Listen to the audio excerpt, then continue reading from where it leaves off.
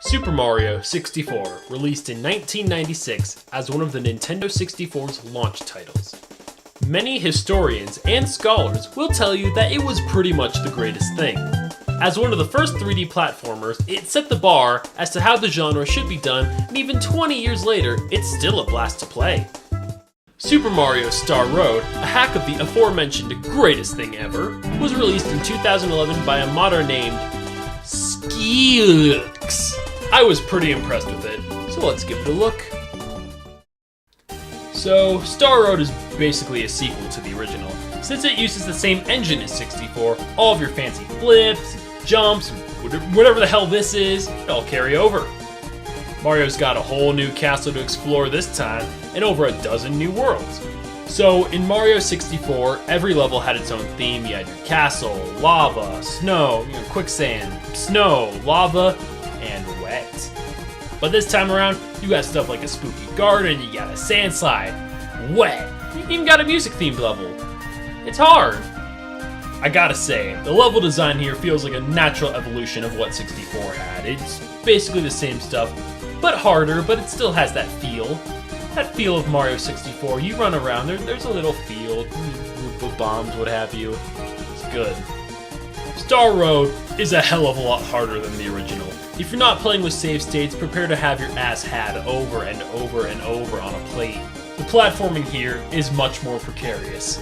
You really gotta use your noodle if you want to get all the stars this time around.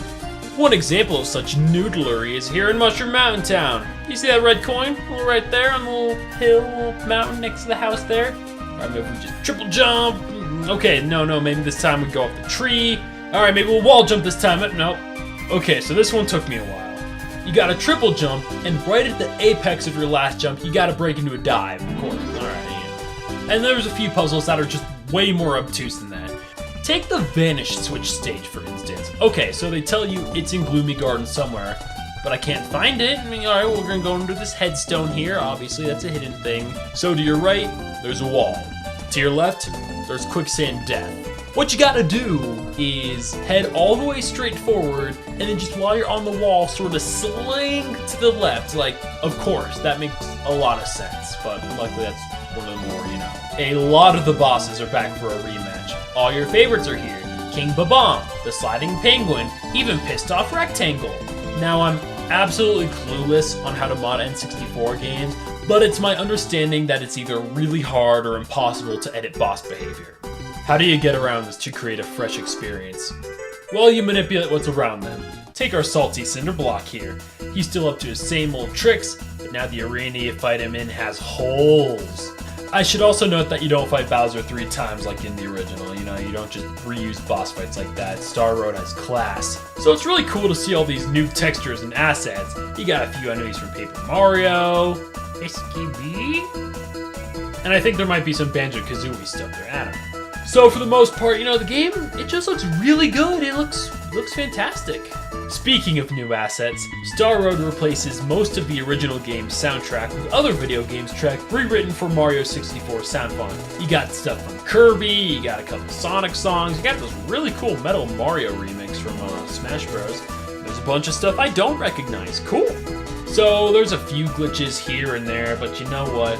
The original had plenty of its own glitches. I fell out of bounds once or twice, and you got that thing where you hit your head on seemingly nothing. And this lighthouse. Just this lighthouse. I know that Super Mario 64 technically had a sequel with Sunshine, but in my opinion, this comes closer to what a true sequel would be. Also, I should point out Scalux is working on a sequel, as well as a port for the Nintendo DS, so keep an eye out for those. Hey, thanks so much for watching. I had a blast checking out this fun little mod, and if you want to see me tackle more mods, then hit that subscribe button. You got a mod or a hack you want me to look at? Let me know in the comments. Alright, see you next time.